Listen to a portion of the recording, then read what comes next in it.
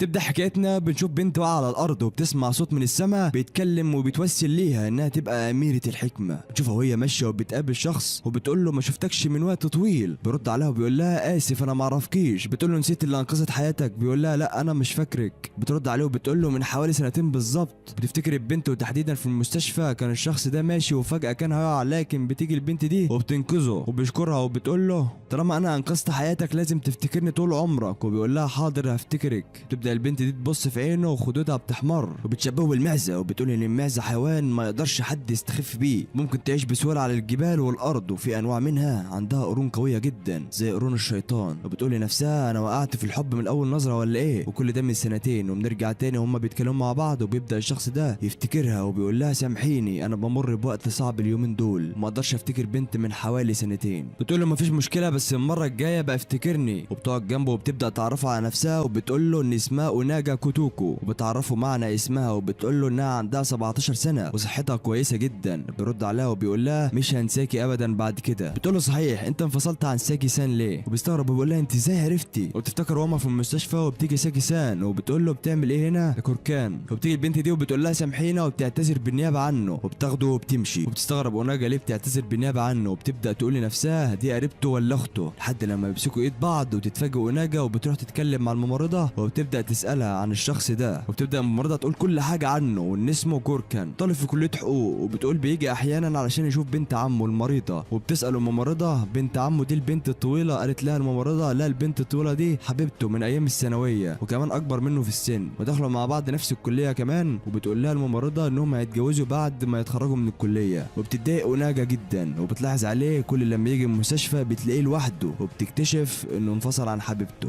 بنرجع تاني وهم بيتكلموا مع بعض وبيقول لها انا بشك في المستشفى اللي بتسرب المعلومات الشخصيه دي. بترد عليه اوناجا وبتقول له بس المستشفى ما رضتش تقول لي على اسم بنت عمك والسبب اللي يخليها تيجي المستشفى. بيرد عليها وبيقول لها من الاحسن انك ما تعرفيش. بتقول له اوناجا بخصوص انفصالك في بدايه الربيع. بيبدا يستغرب انها ازاي عرفت كل ده عنه. وبتقول له انت الوقت وحيد حابب تدخل مع علاقه مع بنت جديده. بيرد عليها وبيقول لها ادخلي في الموضوع على طول. بترد عليه انه يكون حبيبها لحد لما يتجوز. وبتقول له انا بقالي سنتين مستنيه اللحظه دي. بيقول لها ما ينفعش لان انت لسه في الاعداديه وده ممنوع. بتتعصب عليه وبتقول له انا عندي 17 سنه وفي الثانويه العامه وممكن ادخل الكليه بتاعتك السنه الجايه. بتساله اوناجا انت ليه سبت ساكي سان؟ وبيقول لها الخطا مش خطاها وده ما كانش متوقع ان انا اسيبها. بيقول لها عشان كده ما اقدرش اتحمل علاقه جديده. وبتقول له ايه السبب بالتحديد اللي يخليكم تنفصلوا عن بعض؟ بيقول لها كنا في اجازه وكنا ماشيين على النهر وفجاه بيظهر كائن غريب واسم الكائن ده كابا. وبيقول لها اول ما شفناه حسينا بعدها ان العالم هيبدا يتفكك لان المخلوق ده شكله مرعب جدا. وبيقول لها اليوم التاني لقوا جثه في نفس المكان. وبيقول ان ساكي خافت اول ما شافته وحضرتني، لكن انا اول ما سمعت الصوت هربت بسرعه من المكان. علشان كده فكرت ساكي اني جبان وبدات علاقتنا تزيد سوء. ولما قلت لها كمان اني هسافر عشان الشغل طلبت مني اننا ننفصل. وبيقوم وبيقول لها عاوزه تصدقيني صدقي بس انا ما استحقش ان اكون حبيبي. وبيمشي وبتوقفه ونجا وبتقول له ايه السبب الحقيقي اللي يخليك تهرب وتسيب ساكي سان؟ وبتقول له اللي هرب ما كانش انت وان كائن الكابا هو اللي هرب اول ما شافتك علشان خايف منك. بعدها سالتك ساكي سان ايه اللي يخلي وحش زي ده مخيف يهرب بعد لما شافك؟ برد عليها وبيقول لها الكلام ده مش صحيح. وبتقول له انا ما شفتش الكابا في حياتي بس اعرف مخلوقات بتشبههم كتير في المدينه. وبتقول له حتى انهم موجودين في كل مكان حوالينا. وبتقول له المخلوقات دي بتقول لي انها بتخاف منك. وبتعصب وبيقول لها انت مين وازاي عرفت كل ده؟ بتقول له لما كنت في سن 11 سنه خطفوني لمده اسبوعين وفضلوا يتحايلوا عليا ان اكون اميره الحكمه. وبتوافق. وبتقول لحد لما المخلوقات دي بتقع في اي مشكله بيطلبوا مني المساعده وانا بساعدهم. وبيقول لها انا مش مصدقك. بتقول له دور في الجرايد عن بنت اتخطفت من 6 سنين وفي الصف الخامس الابتدائي وان الفتاه دي فقدت رجليها الشمال وعينيها اليمين. وبيستغرب وبتقول له هنكمل بكره. وبتسيبه وناجا وبتمشي وبتروح تركب الاتوبيس. فجاه بيجي كائن غريب تحس هيهجم عليها لكن مش بيأذيها. بيقول لها ايتها الاميره حصل لك حاجه؟ انت بخير؟ بتقول له انا بخير رغم انك شايفه شخص مخيف انا شايفاه شخص وسيم. وبتفتكر لما كانت قاعده في الحديقه وبتقول ان الملك كوبيكو ما بيقدرش يمشي غير برجل واحده، رغم كده كان ملك الحكمه المعروف في كل انحاء العالم واسمه ملك العين الواحده. بيجي ناس وبيودوها المستشفى. تيجي المحققه وبتبدا تتكلم وبتقول لها كنت فين من اسبوعين. وبتشوف اوناجا كائنات محدش بيقدر يشوفها غيرها. وبتقول لها المحققه لو افتكرت حاجه ابقى عرفيني كل ده في الماضي من 6 سنين.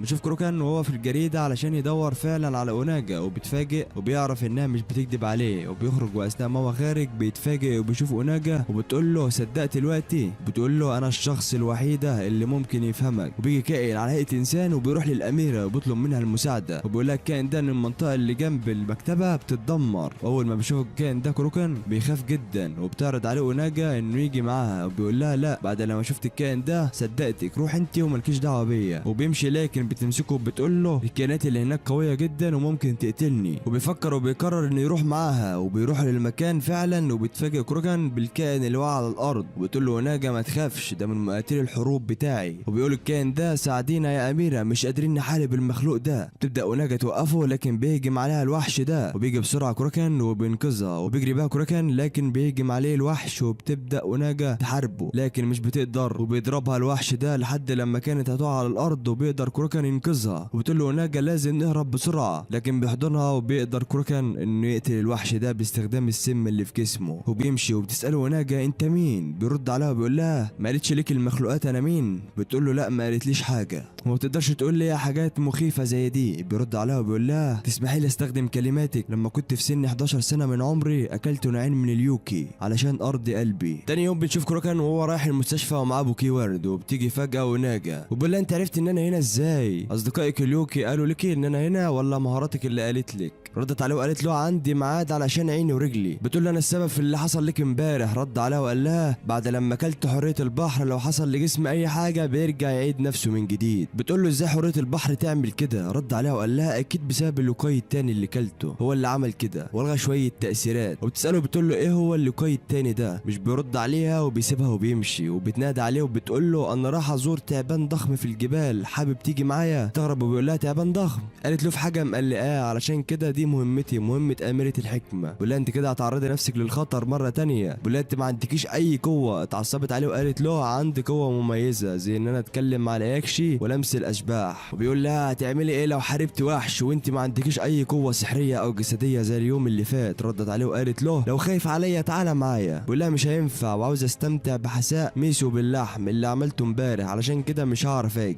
بتتضايق ونجا جدا منه وبتروح لوحدها، وبتكون متضايقه وبتقول ازاي يسيب بنت لا حول لها ولا قوه تروح لوحدها في الجبال. وبتوصل اوناجا المكان وبيجي التعبان وبيتكلم معاها وبيشكرها انها جت من بعيد علشان تتكلم معاه، وبتقول له لا شكر على واجب، انت كنت في اليوم من الايام ملك المياه وده واجبي ان اجي واشوفك. وبيقول لها سامحيني ان استضفتك هنا في الجبال وفي الوقت ده. ردت عليه وقالت له انا مش متضايقه منك وفي مساله شخصيه مضايقاني. وبتقول له على كروكن، انا طلبت منه انه يجي معايا بس مرضاش، وبعد كده بيجي كروكن للمكان بس ما بيعرفهاش انه في المكان. وبدات تتكلم ونجا مع التعبان وبتقول له انت قلقان من الجثه المقتوله اللي لقاها في النهر بتاعك؟ رد عليها وقال لها نعم انا قلقان من اللي حصل ده وعاوز تفسير عنه ويكون مقنع. وبدات اوناجا تفسر عن اللي حصل ده وانه لقى الجثه من حوالي شهر، وبدات تفسرها له وقالت له ان قبضوا على المشتبه بها ولحد دلوقتي لسه بيتجمعوا في الادله. رد عليها التعبان وقال لها انا شفتها بنفسي وهي بترمي الجثه في النهر، وقالت كمان اتمنى انهم يشوفوك في اسرع وقت. قالت له ان البنت دي جابت الجثه عشان مفكره ان التعبان اللي في النهر هياكلها على طول ومحدش هيعرف عنها حاجه. وبتعصب التعبان عليها وبيقول لها عاوز تفسير يرضيني عن اللي حصل. وبتبدا اوناجا تحكي للتعبان رد يرضيه عن جريمه القتل دي، وبتقول له ان القتيل اسمه يوشيهار، وانه كان ليه صديق من 5 سنين اسمه ماتشي واللي كان بيحب بنت اسمها تانيو وهي اللي رمته في البحر. وقبل 5 سنين لقت حبيبها ماتشي ميت في حضن واحده زميلته، والكل فكرها عمليه انتحار ثنائيه بسبب ان كان مختلس فلوس من حسابات شركته وكان هيقبضوا عليه. وتعبت نفسيا راحت لبيت عيلتها في جبل توسوكانا ولمده 2 على ما قدرت ترجع تاني لحياتها العاديه بالتدريج. لكن في يوم جالها لحد عندها يوشيهار واعترف لها ان هو اللي قتل حبيبها ماتشي وزميلته وحطهم جنب بعض لان هو اللي كان مختلس الفلوس وكان هيبلغوا عنه. لكن بعدها حصلت له سلسله من المصايب، اولها انه عمل خطا كبير في الشغل وماتت مراته وابنه في حادثه، وكمان لقوا ورم خبيث في جسمه وبيتاسف لها لكن بتلاقي نفسها قتلته بالسكينه وحطت جثته في براويطه وراحت رميته في البحر ورمت كمان السكينه. وبعدها الشرطه قدرت تربط الامور ببعضها وقبضت عليها، لكن بتقول ان في حاجه ناقصه. بتقول ان يوشيهار اتصل باخو ماتشي الاصغر لكنه ما قدرش يتكلم معاها بتفاصيل علشان كان مشغول. بعدها اتصلت اوي باخوه ولما جه وسمع ان يوشيهار هو اللي قتل اخوه دمه غلى وقتله، وهي عملت كده وراحت رمت الجثه في النهر علشان تحميه. لكن بيقول التعبان ان ليه قالت يا رب يلاقيك،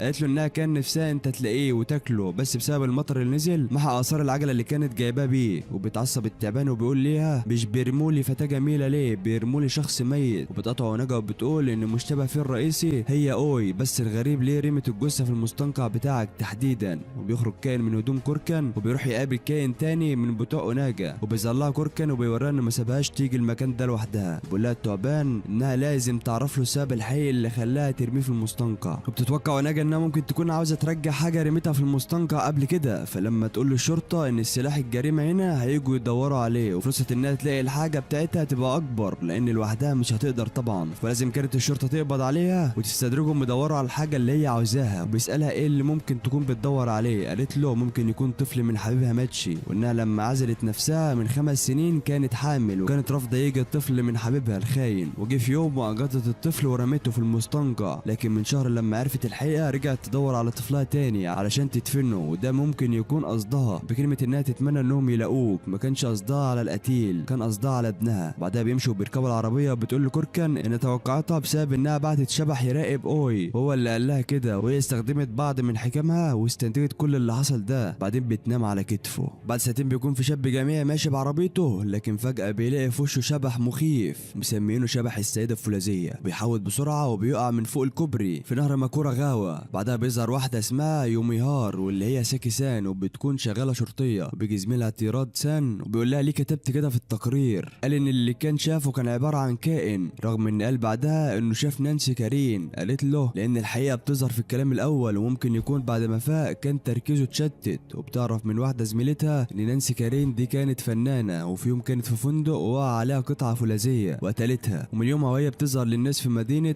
ماكورازاكا وهي لابسه فستانها الوردي وفي ايديها سيف من الفولاذ اللي قتلها. بعدها بيسالها تيرادا سان اذا كانت فعلا مصدقه بوجود سيده الفولاذ. قالت له انها مصدقه وانه لازم يصدق هو كمان، لانه لو مصدقش بمزاجه هيجي في يوم ويندم. وبيسالها متاكده ليه كده؟ قالت له انه بسبب الموضوع ده انفصلت عن حبيبي السابق. وسالها ليه، هو شبح ولا ايه؟ لكنها ما بتقدرش ترد عليه وبتجري بسرعه في الحمام بعد ما افتكرت حبيبها لما الازاز اتكسر في ايده واتعور، بس ايده رجعت زي ما كانت بسرعه غريبه ومخيفه. وبتكون ساكيسان راجعه لبيتها كالعاده وطلعت التله الموصله لبيتها، وبتلاقي واحده طايره وبتخبط فيها، وبتقوم تعتذر لها وبتقول لها انها لازم تمشي من هنا بسرعه. وبتسالها ساكي عن السبب لكن ما لحقتش تتكلم. وبتلاقي شبح سيده الفولاذ نانسي جايه عليهم، وبتقول لها وناجا انها ما بتحلمش ولازم تهرب بسرعه، لكن بترفض الهرب وبتقول انها هربت اكتر من مره ولازم تواجهها. تجري عليها علشان تضربها لكن جسمها بيكون شفاف وايدها بتعدي الناحيه التانيه. بتكون سيده الفولاذ هتقتلها لكن اوناجا بتيجي وبتلحقها وبتضرب نانسي ورجلها الاصطناعيه بتقع، وبتروح تلحقها ساكي وبتختفي سيده الفولاذ وبتهرب. وبتقوم اوناجا وبتاخد الرجل الاصطناعيه وبتقول لها ما تحكيش لحد عن اللي حصل ده. تسالها ازاي انت لمستيها وانا لا؟ قالت لها انها حاجه بين البشر والاشباح، وبتقول لها انها لازم ما تقولش للشرطه. لكن ساكي بتوريها شارتها وبتعرف انها شرطيه وكمان ساكي سان، وبتقول لها لو اعرف كده ما كنتش انقذتك. بتقول لها انها حبيبه كوركان الحاليه، فبتضربها ساكي وبتاخدها ساكي معاها البيت وبتعالجها من الجروح اللي في وشها وبتعزمها على القهوه. بتسالها اذا كانت فعلا حبيبه كوركان، قالت لها ايوه، ووريتها صور ليهم مع بعض لكنها بتقول ان كوركان مش مبسوط في ولا صوره منهم. قالت لها لا، لان كوركان ما بيعرفش يعبر عن مشاعره. وبعدها بيتنقلوا بالكلام عن سيده الفولاذ، وبتقول ساكي انها ما كانتش تتوقع انها بالوحشيه دي، واننا لو سيبناها ممكن جدا انها ترتكب جريمه. قالت لها وناجا عندك حق، لانها مش زي الاشباح العاديين اللي اصلا بيكونوا خايفين يعملوا اي حاجه تدل عليهم، عكس سيده الفولاذ اللي هي بتدور على المصايب بنفسها. بيرجعوا يتكلموا تاني على كوركان وبتقول لها وناجا ان ما بقاش مهتم يشتغل بعد ما انفصلتوا ومش هتتجوزوا. بتقول على نفسها انها مناسبه ليه جدا، وبتقول لها امال بيعمل ايه في حياته؟ قالت لها انها مش عارفه عنه اي حاجه، خصوصا انه من اسبوع مختفي ومش بيرد على رسايلي، واخر رساله منه كانت ان في حاجه حصلت وما تدورش عليا. بتقول ساكي ان اختفائه الاسبوع حاجه غريبه فعلا. بتقول ساكي نفسها ان البنت دي شكلها بتحبه فعلا. وبتقول لها وناجا قبل ما تمشي انها لو شافت سيده الفولاذ مره تانية تهرب من غير تردد. وبتقول لها لما اتجوز انا وكوركان هبعت لك دعوه، فبتقفل ساكي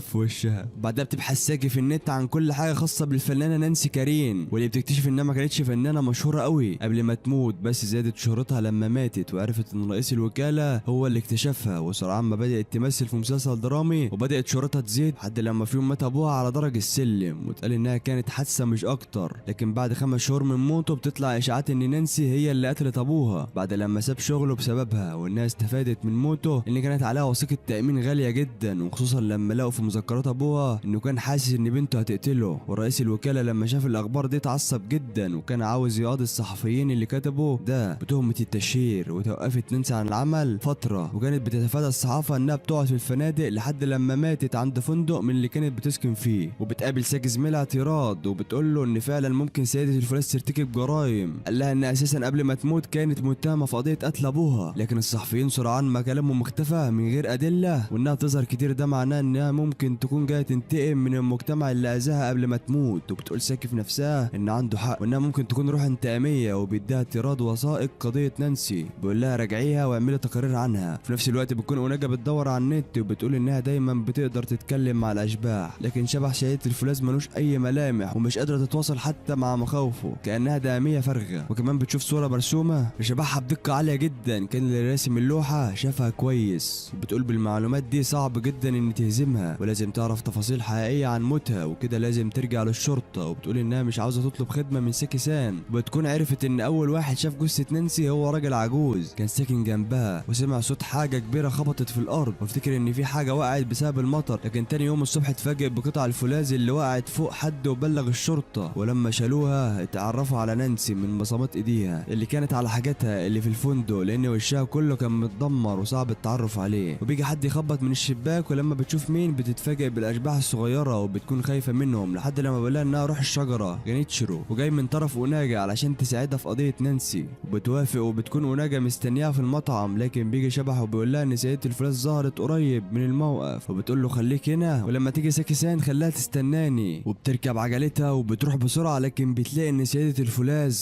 بتواجه كوركان. بتقول له ناجا رغم ان كوركان ما عندوش اي خبرات قتاليه او رياضيه لانه مش خايف، هو بيواجه سيدة الفولاذ. وبتيجي وراها ساكي سان وبتقول لها بعتلي اشباح تقول انك مستنياني وفي الاخر ما لاقيكيش في المطعم، لكن ناجا ما بتردش عليها. ولما ساكي بتشوف اللي قدامها بتفهم لوحدها، وبتقول لها ليه ما خليتكيش في المطعم لحد لما اجيلك. بعدين بتكون عاوزه تتدخل وناجا بتمنعها وبتقول لها لازم نقف هنا شويه، بتقول لها ان ممكن كوركان يقع في اي لحظه. قالت لها عادي كده كده مش هيحصل له حاجه. وبتكعبل فعلا كوركان في علبه وبيقع على الارض، وسيدة الفولاذ بيضربه وبتكسر دماغه. وبتخاف ساكي سان، لكن اوناجا بتقول لها ما تخافيش انه هيرجع تاني. قالت لها انها انفصلت عنه لما لقت جرح في ايده، خف بسرعه وهو اتصرف كأن مفيش حاجه حصلت.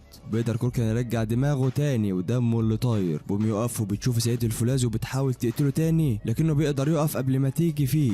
بعدين بيقف وراها وبيحاول يقتلها، وبتقول ساكي انها تعرف ان عيله كوركان كلها ماتت بامراض غريبه، فقررت اوناجا تحكي لها كل حاجه. وبتقول لها ان قبل كوركان ب10 اجيال قرر زعيم عيله ساكورا غاوا ان عاوز يكسب عيلته قوه التنبؤ، فلجوا الاكل لحم الكودان، وهو عباره عن يوكي ليه راس بشريه وجسم بقره، وكان الحيوان ده بيقدر يتنبأ بالمستقبل، لكن كان بيموت بمجرد ما يتنبأ. وبعد ما كانوا لحمته جزء منهم مات في وقتها على طول، وجزء مات بعد ما فضل تعبان شويه، والجزء الاخير كان بيموت لو اتنبأ بالمستقبل. فهنا قرروا انهم لازم يخلوا نفسهم خالدين علشان يتنبأوا براحتهم من غير ما يموتوا خالص. وفكروا في لحم حريه البحر، وجت جدة كوركان وحطت ليهم لحم كودان ولحم حريه البحر. وبعد ما كانوا 9 اطفال بدأوا يتعبوا ويموتوا الا كوركان، وهنا جدته قررت تجرب باقي التجربه وقتلته علشان يقدر يعرف الطقس، ونجحت التجربه واتنبأ بالطقس وكمان عاش تاني. وبنرجع لكوركان وبيقدر كوركان انه يوقعها على الارض ويكسر راسها، لكن لما بتقف بترجع تاني سيدة الفولاذ طبيعتها. وهنا بتتدخل اوناجا وبتقول لها انهم كده هيحتاجوا خطه، ولما بتشوفهم سيدة الفولاذ بتخاف وبتهرب. وبيروح لهم كوركان وبيسأل ساكي سان بتعمل ايه هنا، لكنها قالت له انها شرطيه في المدينه. هو اللي بيعمل ايه هنا؟ بتقول انهم بقالهم فتره مش بيتواصلوا، وبيجيب لها علبه عصير، ولما بياخدها منها بتغير اوناجا وبتساله فعلا هي حبيبتك الحاليه؟ قال لها ايوه دي حقيقه. بيقرروا يروحوا لبيتها، وبيفضل كوركان يبص عليها وبيقول انها جميله، وده اللي بيضايق اوناجا، وبتقول له المفروض ما يعترفش كده قدامها. وبتساله عرفت منين ان سيدة الفولاذ ظهرت هنا؟ قال لها انه شاف مجموعه من الاشباح واللي اوناجا خلتنا اشوفهم بعد ما عرفت ان شخص موثوق فيه، وعرف منهم انها ظهرت وما كانش في وقت يتصل بوناجا يقول لها، ولما راح ولقاها قرر يواجهها. وبتسالها ساكي سان مفيش طريقه اننا نتخلص من سيدة الفولاذ؟ قالت لها وناجا هو ده الموضوع اللي كنت عاوز اكلمك فيه. وبتقول لها ان سيدة الفولاذ مش وحش عادي، لانه لو كان عادي كان خاف من كوركان زي باقي الاشباح، لكن سيدة الفولاذ عباره عن وحش خيال، وبتستمد قوتها من كلام الناس لبعضها وانتشار الشائعات، فالطبيعي وحش الخيال بيبقى ضعيف، على عكس سيدة الفولاذ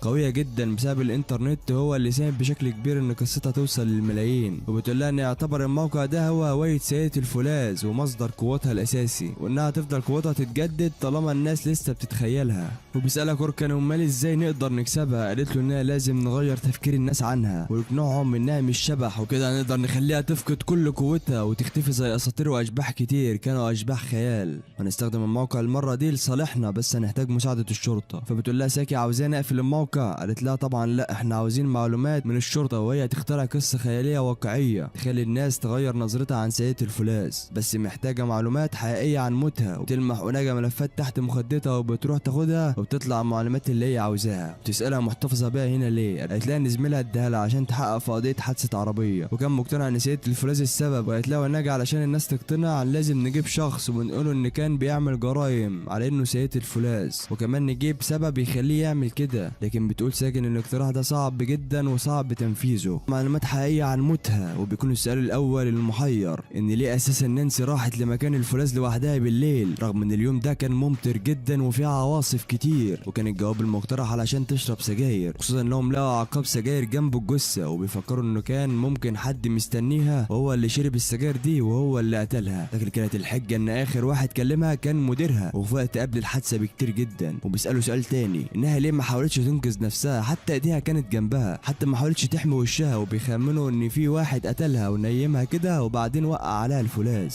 بس كان الرد انها ممكن يكون انتحار، علشان كده قررت ما تحميش نفسها. وكان في خيط تاني بنتهمها تسومي بقت لها لانها كانت مؤيده فكره ان نانسي هي اللي قتلت ابوها، لكن تم تسجيلها في مكان تاني وقت موت نانسي. وهي استفادت كتير جدا بعد موت اختها وخدت كل املاكها وكمان املاك ابوها. لكن بالرغم من كده هي الوحيده اللي قالت للشرطه ان اختها اتقتلت وما انتحرتش. وبتقرر اوناجا انها تجيب شاهد، وبيروحوا نفس المكان اللي ماتت فيه نانسي من شهور. وبتكون ساكي خايفه جدا وبتقول اوناجا التعويذه وبتستدعي عامل مات من سنه. وبتساله عن الحادثه اللي حصلت هنا، قال لها حادث موت نانسي هو شافها بالكامل. وبدا يحكي ان كان واقف وشايفها واقفه لوحدها وحزينه، وفجاه بدات تعيط. ولما جه الفولاذ يقع عليها خدت بالها، غمضت عينيها وسلمت نفسها للموت. وهنا قالت اوناجا ان الشرطه كان عندها حق وانها حادثه تميل للانتحار. وبتكون ساكي خايفه ومستخبيه، لكن بتخرج وبتقول لها لو كنت عاوزه تعرفي كل حاجه كنت عرفتيها من الاشباح، ايه لازم تقرير الشرطه بقى؟ قالت لها انها عاوزه تعرف كل حاجه من مصادر مختلفه علشان تقدر تخترع قصه خياليه لكن واقعيه جدا. وبتقول لهم انها ممكن ما تنجحش لان في فئه كبيره من الناس مش هتحب الرد المنطقي وبيكونوا عاوزين يؤمنوا بالاشباح. لكن اوناجا بتقول انهم عليهم المحاوله وبعدين بيمشوا وبيودعوا ساكي. هم ماشيين بتقول له اوناجا ان خطتهم متوقفه عليك ولازم يعرفوا المستقبل علشان ينجحوا. لكنه قال لها ان في الحياه المستقبل عباره عن تشعبات كتير ومجرد ما بتدخلي فيها كل اللي قصادها بيختفي، وده معناه ان كل مستقبل ممكن.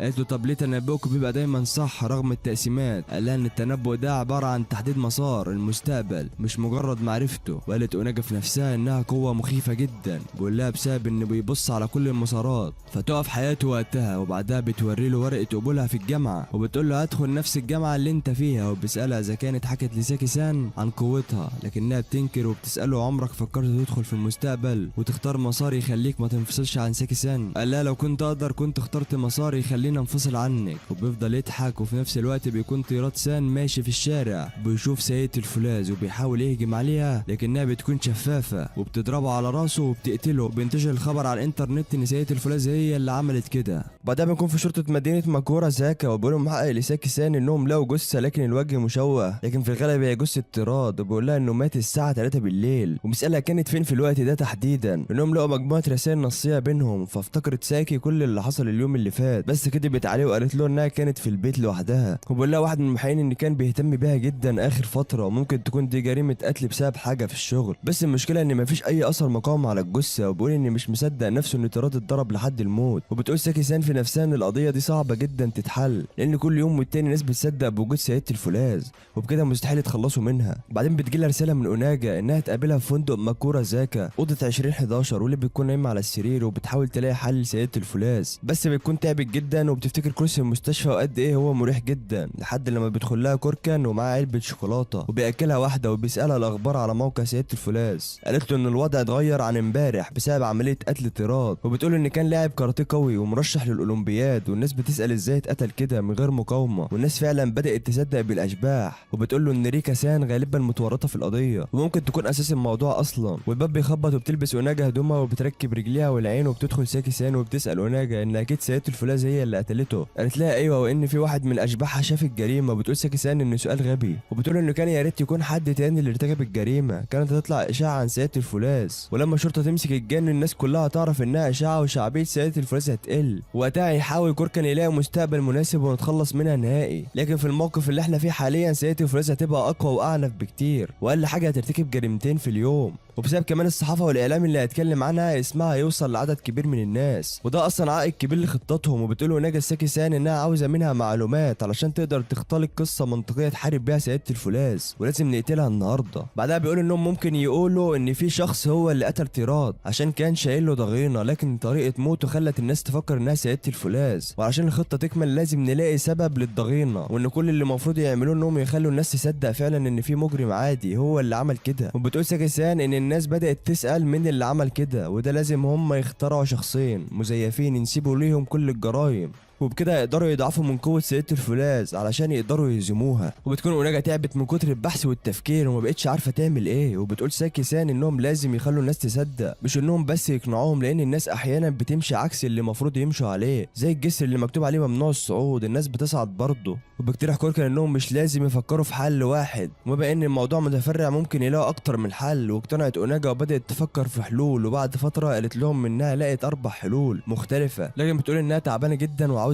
تنام. ولما بتنام بيقول كوركان انهم لازم يحضروا اي اكل على ما تصحى، وبيقولوا انهم لازم يتخلصوا منها النهارده مهما كلف الامر. تسالوا ساكي سان انها ممكن تهرب، قال لها يستخدموا كل قوتهم انهم يلاقوها تاني. وبتقول له كمان مش لازم تلاحق ريكا سان. وبيستغرب كوركان ليه ذكرت اسمها، قالت له انها من نوعك المفضل، وبنعرف انها واحده قريبته اكبر منه ب3 سنين، وكانت ساكي سان مفكراها ماتت، لكن اتفاجئت لما عرفت انها في المستشفى لفتره طويله. وبيقرروا يروحوا يزوروها، واول ما بتدخل ساكي وبتشوفها بتستغرب جدا لانها باين عليها المرض جدا، وبتحييها وبتستأذن وبتخرج. بتقول انها تقعد في القهوه شويه، وبتسمع من ممرضين ان ريكا سان كانت عاوزه تنتحر، واشاعات انها حاولت تنتحر اكتر من مره. ده صحيح. ولما بتقابل كوركان تاني بتقول له انت كنت بتحبها صح؟ قال لها انها كانت حبه الاول ولسه بيحبها، وبتتضايق منه انه كان ارتبط بيها علشان ينسى ريكا سان. ولما بتقابلهم ونجا بتلاقيهم متضايقين، بتلوم نفسها انها نامت وسمحت لهم بفرصه يبقوا لوحدهم. وبيركبوا العربيه بتقول ساكي سان لونجا انها قابلت ريكا سان، وعرفت من كوركان انها كمان اكلت لحم كودان وحريه البحر، لكن اتفاجئت انه نجا عارفه. قالت لها لان الوحوش برضه بتخاف من ريكا سان، وانها كمان قعدت في بيت كوركان لحد الشهر اللي فات. وبتبدا تحكي ساكي سان انهم جم في يوم وقالوا لها انها ممكن تخرج من المستشفى، وطلب من الدكتور انه يتصل بقريبها كوركان، وجه ولما معاها حاجتها ما كانش فيه مكان تقعد فيه، فاقترحت عليه انها تروح معاه شقته في المقابل هتساعده في الاعمال المنزليه. لكن بقى قلقان لان بيته ما فيهوش الا سرير واحد، وكمان اوناجا هتزعق له، فقال انه هيستشير اوناجا. وفي نفس الوقت بدات ريكا انها تفكر في مكان تاني. ولما بيكلم اوناجا وبيقول لها اشترطت عليه انها تاخد منه نسخه اضافيه من مفتاح شقته، وكان رافض في الاول لحد لما ريكا سان جابت اعلان عن بيته وقالت له انها تروح ليه، لكن اضطر كوكر انه يوافق ويديها مفتاح الشقه مقابل انها تساعده. بما ان في بيت اوناجا اكتر من سرير فاضي قررت تاخدها عندها، وبتسالها ساكي اذا كانت ريكا كرهتك ولا لا. حكت لها انها اول ما شافتهم مع بعض قالت لكوركان ان مش مناسبه ليه، لكن بعدها حاولت تلطف الموضوع، وبعدين بقينا اصدقاء بنحتفل باعياد الميلاد سوا. والناس فكرت انها ماتت بسبب خروجها من المستشفى بعد 5 سنين، وان جسمها كان ضعيف جدا. وبعد كده قالت لهم انها لقت مكان تعيش فيه وادتهم عنوانها الجديد واختفت. ولما رحنا العنوان لقيناه مزيف، وقتها غضب كوركان وبعت رساله لاوناجا قال لها ان في حاجه مهما حصلت ما تدوريش عليها. وقتها اكتشفت اوناجا بعد ما حققت في الموضوع ان ريكا سان كانت متورطه في موضوع سيده الفولاذ نانسي، وان هي اللي عملت الموقع بتاعها، وحتى الرسمه ريكا اللي رسمتها باسلوبها الخاص، خصوصا انها كانت بتدرب على الرسم لحد سنه قبلها، وهي اللي اختلقت قصه سيده الفولاذ بعد ما سمعت بموت نانسي بطريقه دراميه. وبتقول لها ساكي وبسبب ان ريكا بتقدر تتحكم في المستقبل ده ساعدها تنشر قصه سيده الفولاذ بالسرعه دي. وبتسال ساكي عن سبب خلق شبح او وحش وهمي اصلا. قالت لها اوناجا ان ممكن يكون علشان تعرف تشعب المستقبل اكتر من مره، وكل مره يتشعب تاني لحد لما يبقى عندنا 1 على 1000 من الاحتمالات، لحد لما قدرت تخرج سيده الفولاذ من ال100. وبتقول لها ان ممكن كوركان خبى عليك الموضوع ده علشان مش عاوزك تدخلي في تفاصيل كتير ممكن تضرك. وبعدها بيجي شبح قطه وبيقول له اوناجا ان سيده الفولاذ الشيطانيه ظهرت، وبيتحركوا بالعربيه وبياخدوا كوركان وبيكونوا في طريقهم ليها. لكن في نفس الوقت بتكون ريكا سان قتلت نفسها علشان تعرف تتنبأ بالمستقبل. ولما بيوصلوا ليها بينزل لها كوركان علشان يواجهها، وساكي واوناجا بيفتحوا الموقع وبيلاقي ان التعليقات اللي كانت اختفت رجعت تاني. وبتقول لها ساكي انها ممكن تعلق هي كمان وتشكك في الاشباح، وان ريكا مش هتمسحهم لانها لو عملت كده الناس هتشكك في الموقع ومديره. وبتسالها ساكي انها قالت انها عندها 4 حلول، وبتقول لها انها هتعمل حياه جديده كليا على الموقع. الموضوع هيبقى شبه مناقشه موضوع في البرلمان، كمان، وبتقول انها لو قدمت حقيقه معقوله هتخلي معظم الناس بدل ما هم في صف ريكا هيتحولوا لصفي، وده عن طريق التصويت للناس كلها اللي مالهمش اي علاقه ببعض واكيد مش متورطين في الموضوع اصلا، وده في حد ذاته مجازفه كبيره، بس ده اعتمد على القصه اللي هتحكيها وبتكون واثقه من نفسها جدا. وبتقول بدات الحكم على سيده الفولاذ الشيطانيه نانسي. بيبدا كوركان يواجه سيده الفولاذ وبتبدا اوناجا تسال على الموقع، هل سيده الفولاذ حقيقيه ولا هي مجرد خيال اختلقها واحد ام اسطوره شعبيه. وبدات تقول ان في المدينه في منتصف الليل لما مات تيراد ما كانش فيه اي دليل ان سيده الفولاذ هي اللي قتلته، كمان ما كانش فيه اي شهود في الوقت ده، وان القاتل حاول يعمل كده ويلبس القضيه لسيده الفولاذ عشان يطلع بجريمته من غير ما حد يعرفه، وللسبب ده احتاج ان يكون في اسطوره سيده الفولاذ. فاخترق قصتها وبتكون اوناجا مستنيه التعليقات اللي هتحصل على نقاشها في الموقع، وبتقول كمان ان تيراد كان شرطي ذكي وشاطر في شغله علشان كده كانوا عاوزين يقتلوه، وهيفضل القاتل يرتكب جرايمه متخفى ورا اسطوره سيده الفولاذ اللي كانت في بدايتها بتنتشر بين مجموعات جروبات صغيره على الانترنت. وبتكمل ان القاتل بيلبس نفس اللبس اللي موجود على النت وبيحط مسيحيه تجميل على وشه علشان يبان للناس كانه وش مسحوق، وبيخرج كل يوم بالليل عشان يرتكب جرايمه، وكان بيستغل اي حادثه تحصل في المدينه عشان يحاول يخلي سيده الفولاذ الاسطوريه في الصوره. وعشان الشرطي تيراد هو اللي كان مقتنع ان في حد ورا سيده الفولاذ قرر انه يدور عليه بنفسه، وفي يوم اتصل بيه القاتل وقال له ان سيده الفولاذ عاوزه تقتله ولازم يجي بسرعه في البنزيمه المهجوره لوحده، وقبل ما يوصل ربط قطعه فولاذ في حبل وخلاها تكون في نفس طول تيراد، بعدين رفعها فوق وخلى التحكم فيها يكون بجهاز تحكم عن بعد، وكان عاوز يقف عند نقطه معينه فمسك في ايده اللي بتلبسها سيده الفولاذ وقال له خليك هنا وانا هوريك حاجه. ولما وقف تيراد فك الحبل وخبط قطعه الفولاذ في وشه، وما كانش فيه اي بيوت حوالين البنزينه ونادرا ما بتعدي اي عربيات، وبتقولوا بالطريقه دي مات محقق قوي وشجاع بسهوله من غير مقاومه. وبعد ما مات خد القاتل كل ادوات الجريمه وهرب بسرعه من مسرح الجريمه، وكمان حرق الهدوم اللي كان لابسها في الوقت ده. لكن في واحد كان رده ان ممكن كان في عربيه تعدي من الطريق ودي فيها مجازفه خطيره للقاتل، لكنها ردت عليه وقالت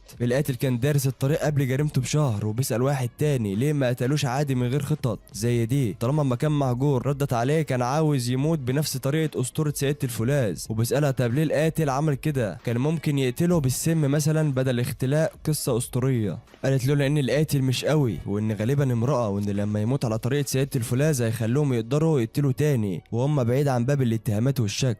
وبتقول ان غالبا القاتل شرطيه موجوده معاه في الاسم لانه من السهل تخليه يجي بالليل لوحده، وكمان تقدر تعرف طوله بكل سهوله، وممكن يكون بسبب انها كانت متضايقه من مشاعر تيراد فقررت تقتله، وان سيده الفولاذ ما هي الا اداه للقتل. وبتتفاجئ ساكي بذكاء اوناجا وتقول انها قدرت تقنع ناس كتير ان سيده الفولاذ مش شبح، وبعدها بتديها ساكي لان اللي بتقول عليه بيتهمها هي في قتله. لكن بعد لحظات بتقدر سيده الفولاذ انها تقتل كوركان، لكن لما بيحاول يشوف المستقبل بيلاقي ان ريكا سان سيطرت عليه، وده بينعكس على الموقع اللي بدات الاراء تتغير تاني لصالح ريكا. وكمان رغم كل الضغط على الموقع الا انه ما اتقفلش خالص، وريكا كمان ما مسحتش اي منشورات معارضه ليها، معنى كده انها بتختار مستقبل اقل في المشاكل. وفي اللحظه دي بتفوق ريكا سان وكوركان اللي بيقوم بيفضل يضرب سيده الفولاذ، ولما بقتش شبح قدامه وبيقدر يضربها بكل سهوله. وبتقول ساكي انها اول مره تشوف حد بيستخدم الكذب كسلاح، ولما بدات الناس على الموقع تاكد انهم شافوا سيده الفولاذ بتبدا تستعيد قوتها تاني وبتضرب كوركان ضربه قويه جدا وبتموته تاني. وهنا بتقول اوناجا ان الحل الاول ما جابش النتيجه المطلوبه وجي وقت الحل التاني، وبتكون خطتها التانيه انها توافق الناس ان اللي قتل تيراد هي سيده الفولاذ، لكن ايه سبب رجوعها للعالم؟ فواحد بيرد عليها وبيقول ممكن عشان ماتت بطريقه وحشيه، فكان ردها ان عمليه قتلها كانت تشبه الانتحار وانها شافت الفولاذ ومع ذلك قررت ما تتحركش، ولو هي كانت جايه هنا بسبب طريقه موتها فهي خلاص انتقمت. ايه السبب اللي يخليها لسه موجوده؟ هل عشان اتهموها في انها قتلت ابوها لما زقته من فوق السلالم علشان الموضوع يبان على انه حادث، واصلا الكلام ده بسبب انهم لهم لحظه كان كاتبها قبل ما يموت، واصلا لو هي اللي قتلته كان ممكن تخفي كل مذكرات ابوها او تتخلص منها، لكن ممكن اصلا يكون حد تاني هو اللي كتب الكلام ده وهو اللي قتل ابوها، وهو كان السبب ان الناس تقلب عليها ويقتلها هي كمان. عشان كده هي رجعت للاحتجاج انها ما عملتش كل ده. بيقول واحد منهم انها كانت ذكيه جدا في التحقيقات ومحدش قادر يمسك عليها حاجه، فردت عليه ان اللي عمل كل ده واللي وقعها في الفخ هو اساسا ابوها، هو اللي انتحر بطريقه شبيهه للحادث علشان يوقع بنته معاه، وهو اللي كتب الملاحظه في مذكراته، وده كان بسبب انه كان متضايق من نجاح بنته وكمان استقال من عمله علشان كان عاوز نسبه ارباح من بنته، علشان كده قرر ينتحر ويسيب قنبله موقوته وهي ملاحظاته عشان يقلب الناس عليها لحد لما تتعب وتنتحر وبعد موته كانت الصحافه بتطاردها بسبب اللي كتبها ابوها. وبعد ما ماتت نانسي قابلت ابوها واللي عرفت منه ان كان السبب الرئيسي في انها حياتها تبوظ، وبتندم وبتعيط وبتقرر ترجع تاني عشان الكل يعرف الحقيقه وانها ما قتلتش ابوها وان هو اللي قتلها. وفي نفس الوقت بتكون نانسي بتضرب كوركن وبتقتله تاني، وبتلاقوا نجا التعليقات بقت معاها والكل بقى شايف ان نانسي طيبه وعاوزين روحها تطلع للعالم الاخر بسلام. وتستغرب ساكي-سان بسبب ان الناس صدقت القصه دي رغم انها قالت عن العالم الاخر. وبعد التعليقات الكتير في الموقع قوه سيدة الفولاذ بتضعف وبيقدر كوركن انه يضربها ويوقعها على الارض. وبتقول ناجا بما ان قصتي مقنعه لازم ريكا-سان غصب عنها تاخد جزء منها مش هتقدر تلغيه، وبكده ده هيأثر على تنبؤها بالمستقبل. بعدها بيجي وقت الحل الثالث لان التاني ما جابش نتيجه كامله. بتكون قصه الحل الثالث عباره عن قصه مختلفه، وهي ان اساسا نانسي الممثله المشهوره مش هي سيدة الفولاذ نانسي، ده بسبب ان في اكتر من اضطرابات في القضيه، ومنها ان اختها الكبيره رفضت فكره ان اختها تنتحر، ولما راحت شافتها في المشرحه كانت وشها متدمر. ممكن جدا يكون في حد تاني هو اللي مات، وبسبب ان وشها متدمر مش هنعرف نتاكد، وان الشرطه عرفت انها نانسي من بطاقتها والبصمه اللي على حاجتها، وده في حد ذاته مش دليل قوي. ممكن حد يتلعب بيها خصوصا ان الشرطه ما خدتش بصمتها قبل كده خالص، وكمان في ناس كتير نفس فصيله دمها. وكمان لو فكرنا ان اختها هتسومي هي اللي سربت ملاحظه ابوها، هي كمان اللي كسبت ان اختها تكون ماتت بالشكل ده، خصوصا ان في جزء منها انتحاري رغم انها كانت في طريقها للشهره. وبتقول ان رغم تبديل الجثه الامر بقى صعب جدا لكنه مش مستحيل، وان ممكن هتسومي كمان فكرت انها ممكن تموت بالطريقه دي، ممكن اختها تكون عايشه وهي اللي دبرت موتها. وبتقول لو ظهر شبح شخص في عيلته بتقلق، لكن الموضوع اللي هتسومي كان كويس لان بكده اختها ماتت فعلا، او ان اللي بيعمل كده هو حبيب هتسومي علشان يساعدها هو اللي قتل تيراد. وبتقول في الاخر ان سيدة الفولاذ مش خيال ولازم نلاقي الفاسد اللي وراها ويحققوا مع كل مشتبه بيهم. وبدأ في شبح سيدة الفولاذ لكن بيرجع قوي تاني بعد ما بتظهر بعض الاعتراض على القصه، وبتتدخل ريكا-سان وبتمنع كوركن انه يحدد مسار المستقبل، والاعتراضات بتنسف القصه بان الشبح ما حاربش هتسومي، وبكده الحل الثالث كمان ما نجحش. بس بتقول انها اكيد اقنعت بعض الناس بنظرتها، واكيد ريكا-سان هي كمان بتحاول تحدد مستقبل يكون في اقل عدد من المعارضين بالنسبه لها، وهي عارفه اني بحاول اضعف سيطرتها على عده مراحل، وجزء منها التيراد لما اهتم بالقضيه لوحده، وكمان ابوها بالملاحظه اللي كاتبها لو رفضوا اكيد مش هيرفضوا كل النظريات، وان ريكا-سان هتسحق النظريات لتحقيق اهدافها. وده معناه ان لحد دلوقتي كان اختيار من ريكا-سان للمستقبل اللي احنا فيه دلوقتي. بتقول اوناجا انها جهزت كل حاجه وجه وقت القضيه ممكن، وبتوصل اوناجا في خيال كوركن وبتساعده يمسك خيوط المستقبل اللي كانت ريكا-سان بتحاول تبعدها عنه، وبتقول انهم هيهزموها النهارده وجه وقت الحل الرابع. وبتقول اوناجا في الموقع ان كل الحلول الثلاثه اللي فاتت كانت اساسا حلول فرعيه وتمهيدا للحل الاكبر والنهائي. وبتقول ان اللي ورا كل حاجه هي نانسي نفسها وانها حيه وما ماتتش، لكن رفض كل المعلقين الاقتراح ده وانه اتكذب قبل كده وقالوا عليها عنيده، لكنها بتحكي ان بعد موت ابوها حياتها بدات تتدمر، ولو استنت فتره شهرتها كفنانه هتتلغي، بس هي قالت انها لسه صغيره وممكن تبدا من جديد. وبالصدفه شافت واحده شبهها ورغم ان وشها مختلف شويه لكن الجسم والطول شبه بعض، فقررت تصاحبها وهنسمي البنت دي آسان في الوقت الحالي. وقدرت نانسي انها تخدعها وتدخلها غرفتها في الفندق وخلتها تلمس كل حاجتها، وبعدها مسحت بصماتها من الاوضه واتبقى بصمات آسان، وبعدها صبغت لها شعرها، وده على اساس ان آسان كانت بس هتلهي الاعلام عنها شويه، وبتوريها من الشباك مكان مسرح الجريمه على ان الاعلام مش هيجي هناك وممكن يتقابلوا براحتهم، ولما بيتقابلوا بالليل بتضربها نانسي وتوقعها على الارض، وبعدين بتوقع عليها كل الفولاذ وده بيحل معضله لنانسي ما حاولتش تهرب قبل ما يقع عليها، وغيرت نانسي لون شعرها وبقت هي آسان وخدت هويتها، وبكده يبقى لسه نانسي عايشه وبتبدا قوه سيدة الفولاذ تقل. لكن بيكون رد فعل الناس ان لو نانسي هتختلق سيدة الفولاذ فدي مخاطره كبيره انها تكتشف انها لسه عايشه، لكن الغريب ان الناس بدات تستنتج القصه من وجهه نظرها، وبقت كوركن وريكا-سان نفسهم علشان يوصلوا للمستقبل، والناس بدات تقتنع ان نانسي هي اللي ورا كل حاجه وهي اللي هاجمت الناس في الشارع. وكان اقتناع الناس بسبب الحلول الثلاثه الاولى اللي عرضتهم اوناجا في الاول، وبتبدا سيدة الفولاذ في الضعف والاختفاء، وبتقول ساكي-سان انهم انتصروا، لكن رد اوناجا كان انها لسه ما اديتهمش الضربه القاضيه، وبتكون القاضيه انها ما تخليش ريكا-سان تمسك في خيط المستقبل اللي هي عاوزاه، ولان في نظام في العالم محدش يقدر يخترقه. وبتقول اوناجا ان اللي عملت الموقع هي نانسي نفسها وهي مديرة الموقع كمان، وبتبدا صوره الشبح تتكسر وبتظهر صوره نانسي، وبتقول انها طول الوقت كانت عاوزه تكتشفها وانها كان كل حلولها هي كشفها بالذات. وبتقول كمان انها بتحاول توقف منشوراتها اللي بتنزلها على الموقع. بتتفاجئ ساكي-سان من قوه كذب اوناجا، فقالت لها انها عارفه انها هتكذب بتكذب من الاول، وبتقول ان جه الوقت الكشف سبب موت طيراد، وبتقول انها كانت ماشيه بالعجله في الطريق وقابلها طيراد وشك فيها بسبب ان جسمها شبه جسم سيدة الفولاذ، ولما نزل وقال لها عاوزك تجاوب على كذا سؤال فضربته بالكشاف لحد لما اغمى عليه، وقررت ساعتها انك تخلي الوضع زي سيدة الفولاذ، وجبت صخره وسحقت وشه بيها، وبعدها اتخلصت من كل حاجه تدل عليك وهربت من مسرح الجريمه، ولو عاوزك تكذبيني اخرجي واثبتي انك مش نانسي كريم. بتقول ساكي-سان ان الكذبه دي قويه قوي وكل الناس على الموقع بتطلب من مديره يظهر نفسه، وبتقول ساكي ايه هيحصل لو قالت ريكا-سان انها مديره الموقع، قالت لها ومين ممكن يصدق لو اعترفت او لا، ده مش هيغير حاجه، واستخدمت اوناجا الحلول الثلاثه الاولى الاساسيه علشان تخليهم يصدقوا الرابعه بكل ارتياحيه، وبيكون جوركان اختار مستقبل فعلا وهيكون صعب على ريكا-سان انها تغيره، وبيجي وقت التصويت على الموقع هل يوجد شبح اسمه سيدة الفولاذ نانسي، وقرر الكل في النهايه ان سيدة الفولاذ مجرد خيال، وبيقدر كوركان يضربها بالفولاذ في وشها وبتبدا تختفي، وتم رفض كل خطط ريكا-سان، وبتقول انها اكيد عرفت اننا اللي كنا بنعترض طريقها واكيد هتفكر تعمل وحش خيالي تاني، وبتقول اوناجا ان خيالات الناس ملهاش حدود وانها ممكن تخترع اي حاجه وتصدقها، وبتروح اوناجا لكوركان وبتديله موزه وبتقول له ان اكيد تعبان بسبب الموت والحياه اكتر من مره، بعدها بتظهر كل الاشباح وبيحتفلوا بان سيدة الفولاذ انتهت اخيرا، وهم راجعين بيتاسف كوركان لساكي-سان انه ما كانش يعرف ان المستقبل هيكون في موت طيراد، وبعدها الموقع بتاعها اتقفل، وبكده يبقى حسمت القصه الدراميه على النت.